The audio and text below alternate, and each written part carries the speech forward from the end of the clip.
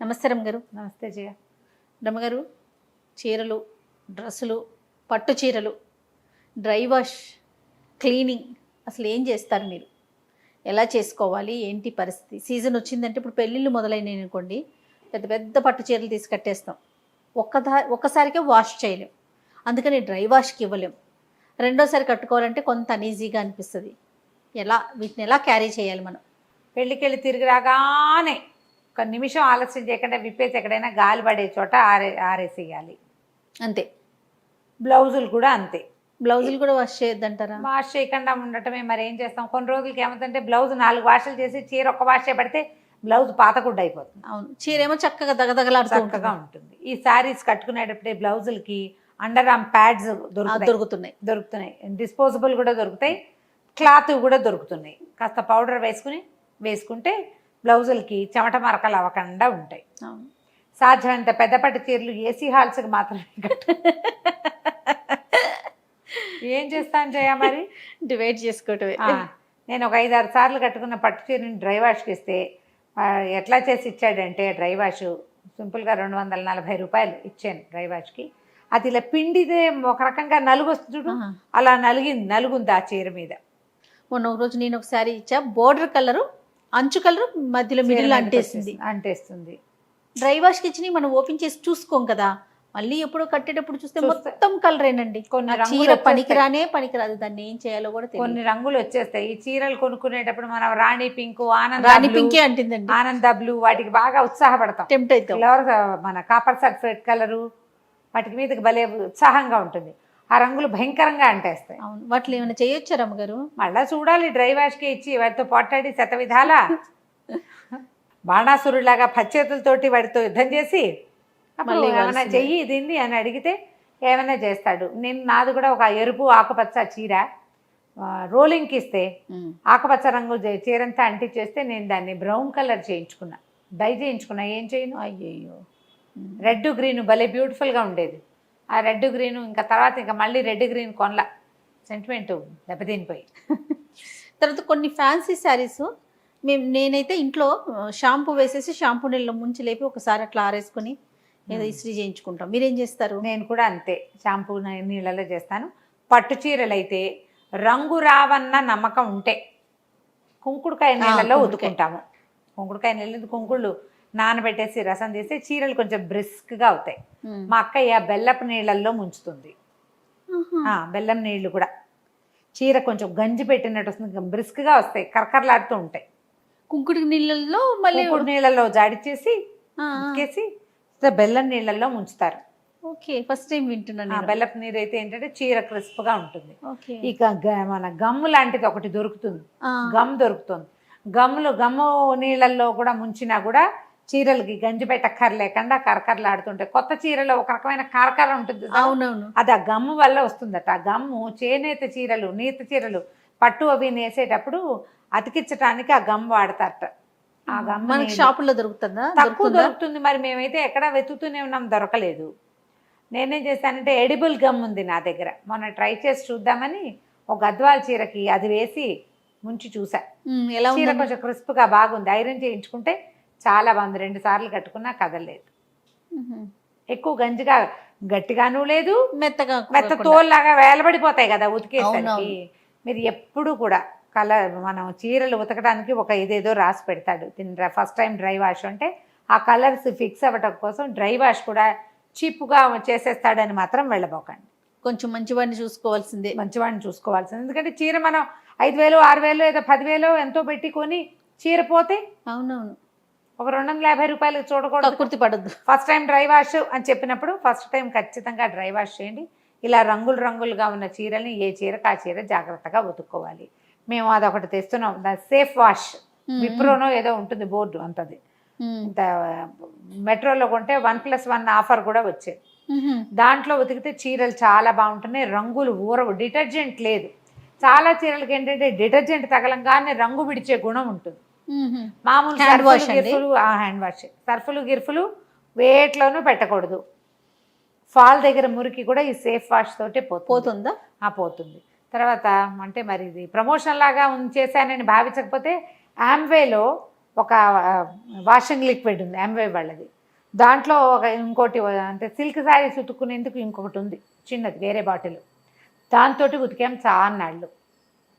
Pure silks, తర్వాత ఈ quota silk Kotas వస్తాయి కదా, అవి చాలా బాగుంటాయి. దాంతో చీరల మీద చిన్న చిన్న మరకలు పడినా దీంతో ఉతికితే శుభ్రంగా ఆ మరకలు పోతున్నాయి. భోజనాలకు వెళ్తాము ఎక్కడైనా, ఈ ఆయిల్ మరకలు, కూర మరకలు, పులుసు చుక్కలు, నేతి చుక్కలు, అప్పుడప్పుడు ఎప్పుడైనా వంట చేసేటప్పుడు ఆ చీర కట్టుకుని చిన్న తిరగమాత తాలింపు వేసినా కూడా ఒక్క చుక్క నూనె చుక్క పడిపోతుంది. అంతే. నా కిచెన్లో చీరలోకి తప్పట్లేదు కదా, నేను సేఫ్ వాష్ తోటి ఒక 5-10 నిమిషాలు అందులో నుంచి బాగా ముసిగితే నూనె షర్ట్స్ అయినా పెట్టొచ్చు అంటారా రమ్మగారు? షర్ట్స్ అయినా పెట్టొచ్చు అంటారా? సేఫ్ వాష్ లిక్విడ్ డిటర్జెంట్, కానీ అందులో లిక్విడ్ సోపే కానీ అందులో పెద్ద డిటర్జెంట్ లేదు. నేనైతే ఎక్కువ భాగం ఏం చేస్తున్నానంటే, ఒకటి సేఫ్ వాష్, పట్టు చీరలు తుక్కుల్లో అయిపోతున్నాయి అని అనిపిస్తే మాత్రం కుంకుడుకాయ ద బెస్ట్. రంగులు కూడా రన్ అవ్వవు, ఒకవేళ కలర్ పోయినా ఒక రంగుకి ఒక రంగు అంటట్లేదు నా అబ్జర్వేషన్. ఆకుపచ్చ రంగు పోతున్నాయి రంగులు, కానీ కలర్ అంటట్లా. పోతే పోయిందండి, అంటకుండా ఉంటే కనీసం కట్టుకుంటాం. తర్వాత మొదటిసారి కనుక మనం రంగులు వస్తాయని అనుమానం ఉన్న సిల్క్ శారీస్ వాటిలలో అంత ఉప్పు వేసి నీళ్ళలో అందులో కనుక తడిపితే రాళ్ళ ఉప్పు వల్ల కలర్ ఫిక్స్ అవుతుంది. కొన్ని చీరలు సింగిల్ కలరే ఉంటాయి కదా, ఇప్పుడు ఇది ఉందా సింగిల్ కలరే, రంగు అంతా పోతుందేమో అని అనుమానం. నీళ్ళలో ఉప్పు వేసి కనుక ఉతుక్కుంటే మనం మామూలుగా దీన్ని ఎలా ఉతకాలో అలా ఉతికేసుకుంటాం. ఉప్పు నీళ్ళ వల్ల ఏమవుతుందంటే కలర్ ఫిక్స్ అవుతుంది. రాళ్ళు పుంజుకోవటం, నీళ్ళలో ఉప్పు వేసి తడుపుకోవటం. బ్లౌజ్ పీసులు అవి మనం ఏం చేస్తాం, షింక్ చేయడానికి అన్నీ ఉతుకుంటాం కదా, ఒకసారి నీళ్ళలో నానబెట్టి తర్వాత జాడి చారేస్తాం. ఉప్పు వేయండి నీళ్ళలో, ఉప్పు నీళ్ళలో, ఉప్పు నీరు కాదు ఉప్పు వేసిన నీళ్ళు ఉంచితే కలర్ ఫిక్స్ అవుతుంది. పోయితే పోతుంది, పోయింది, మిగిలింది ఫిక్స్ అయిపోతుంది. ఉతికిన ప్రతిసారి పోకుండా కలర్ ఫిక్స్ అవుతుంది అన్నమాట. అట్లా చేస్తారు. ఇది పాత పద్ధతే.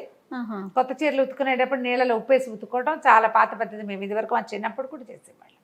ఓకే. ఇప్పుడు ఎలా అంటే డ్రై వాష్ అంటే ఎన్ని డ్రై వాష్ ఇస్తాం, ఎన్నిసార్లు అని ఇస్తాం. కొంచెం లైట్ వెయిట్ శారీస్ అవి ఉంటాయి, మన షిఫాన్స్ లాంటి ప్యూర్ షిఫాన్స్, ఇవి కొంచెం చీరలు నీళ్ళలో పెట్టకంటే ముడుచుకుపోయి చిన్నది అయిపోతుంది. అవునవును. అలాగే ఇంట్లోనే కుంకుడుకాయతో కానీ షాంపూతో కానీ శుభ్రంగా సేఫ్ వాష్ తోటి కానీ ఉతికేసుకుని రోలింగ్కి ఇచ్చేస్తే సరిపోతుంది కదా. ఉతికి రోల్ చేయించామనుకో శుభ్రంగా ఉంటాయి. ఒక 3-4 సార్లు కట్టేసుకోవచ్చు. నేను రోలింగ్ చీరలు చాలానే ఉంటాయి నా చీరలు, చెక్క చీరలు చూస్తావు కదా, కొన్ని మరి కొయ్య ముక్కల్లా అయిపోతాయి, కానీ కొంచెం ప్యూర్ సిల్క్స్, తర్వాత ఏమో షిఫాన్స్, జార్జెట్లు అవి బాగుంటాయి. ఓకే ఓకే, చక్కగా ఉంటాయి. ఆ తర్వాత ఏమో ఇందులో మా దాంట్లోనే శారీ పాలిషింగ్ అని ఒకటి చేస్తారు. మనం పట్టు చీర ఇంట్లో ఉతికేసుకుని శారీ పాలిషింగ్కి ఇస్తే వాడు చక్కగా పాలిష్ చేసేసి కొద్దిగా గంజి పెట్టి చుట్టిస్తారు. కొంచెం గంజి పెడితే ఎక్కువ రోజులు మన్నిగ్గా ఉంటాయి. కొంతమందికి మెత్తగా ఉండాలి పట్టు చీరలు, గట్టిగా ఉండకూడదు. అవును. వీళ్ళు కుంకుడుకాయలో ఉతుక్కోవటము, ఆ బెల్లం నీళ్ళల్లో ముంచుకోవటము, ఇస్త్రీ చేయించుకోవటమే.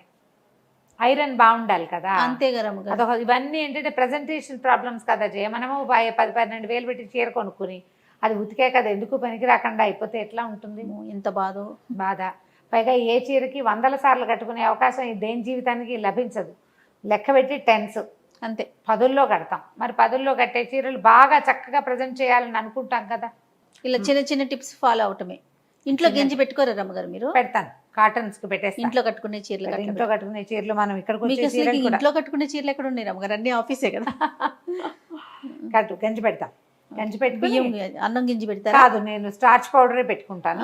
స్టార్చే పెడతా, దాంట్లో కొంచెం బ్లూ వేసి స్టార్చ్ పెట్టేసి ఇస్త్రీ చేయించేసుకుంటాం. కొన్ని చీరలు ఐరన్ చేసిన చీరలు ఉంటాయి కదా, కొంచెం కాటన్ టింజ్ ఉన్న కోటా చీరలు అన్నిటికీ గంజి పెట్టుకుంటాను. చేయని అంత తోలుగా కట్టుకోను, కూర్చుంటే తుక్కులా నలిగిపోతాయి అనిపిస్తుంది. కొద్దిగా గంజి పెట్టి ప్రెస్ చేయించుకుంటాను. పెడతాం 15 రోజులకోసారి, 20 రోజులకోసారి చేయాలి ఈ పని, తప్పదు. ఇద్దరం కలిసి. ఓహో, నేను ఉంటాను, నేను లేకుండా అవ్వదు. గంజి నేను ఉడకబెడతాను, వడబోసిస్తాను, ముంచి ఆరేసేటప్పుడు మళ్ళీ ఇద్దరం పట్టి ఆరేస్తాం, ఇద్దరం కలిసి మడత పెడతాం, ఇస్త్రీకి ఇచ్చేస్తాం. చేయాల్సిందే మరి, ఇక తప్పదు కదా. ఎవరి చీరల పనులు వాళ్ళే చేసుకోవాలి. కానీ మీరు అన్నట్లుగా ఆ ఇన్స్ట్రక్షన్స్ని ఫాలో అవ్వాలి రమ్మగారు. ఫస్ట్ ఎందుకో దాని దగ్గర కక్కుర్తి పడతామేమో అనిపిస్తుంది నాకు. మనం ఉతికేద్దాంలు అనుకుంటాం కానీ నాశనం. చీరలు పాడైపోతాయి, ఒక్కొక్కసారి దాళ్ళు వచ్చేస్తాయి, చిరిగిపోతాయి. చిన్న చిన్న వాటికి రంగులు పోతాయి, కింద రంగు పైకి పై రంగు కిందకి పోతుంది, అవును కొన్ని పువ్వులు వెలిసిపోతాయి, అవును కొన్ని ఎర్ర ఎర్ర చుక్కలన్నీ పోతాయి. ప్లెయిన్ మిగులుతుంది. అలా ఎలా చేసుకుంటాం? మరి ఇంత ఖరీదు పెట్టాం కదా. ఆ కాస్త జాగ్రత్త పడితే, ఇన్స్ట్రక్షన్ ఫాలో అయితే కనీసం బాగుంటుంది. ఫస్ట్ టైం డ్రై వాష్ చేసుకోవచ్చా అని అడుగుతాం, అదొక అలవాటుగా అడుగుతూ ఉంటాం. వాళ్ళేమో హోమ్ వాష్ చేసుకోవచ్చు అంటారు. కాదండి, ఇది ఫస్ట్ టైం డ్రై వాష్ అని చెప్తారు. ఫస్ట్ టైం డ్రై వాష్ చేస్తే ఆ కలర్స్ ఫిక్స్ అవుతాయి, తర్వాత రంగులు పోకుండా ఉంటాయి. జాగ్రత్త పడాలమ్మా. బోల్డన్ ఉన్నాయి ఈ వాషింగ్ టిప్స్, అవును చీరలు ఎలా ఉతకాలి అని. నిదానంగా టిప్స్ చూసుకోండి, కనపడతాయి కదా. ఎవరి ఫేవరెట్ ఛానల్ని వాళ్ళు చూసి అంతే ఫాలో అవటమే. ప్రధానంగా ఏంటంటే మీ చేత్తో చేసిన పని మీకు చాలా సంతోషాన్ని ఇస్తుంది. ట్రై చేసి చూడండి. షూర్. నమస్తే అండి. నమస్తే చెయ్యి.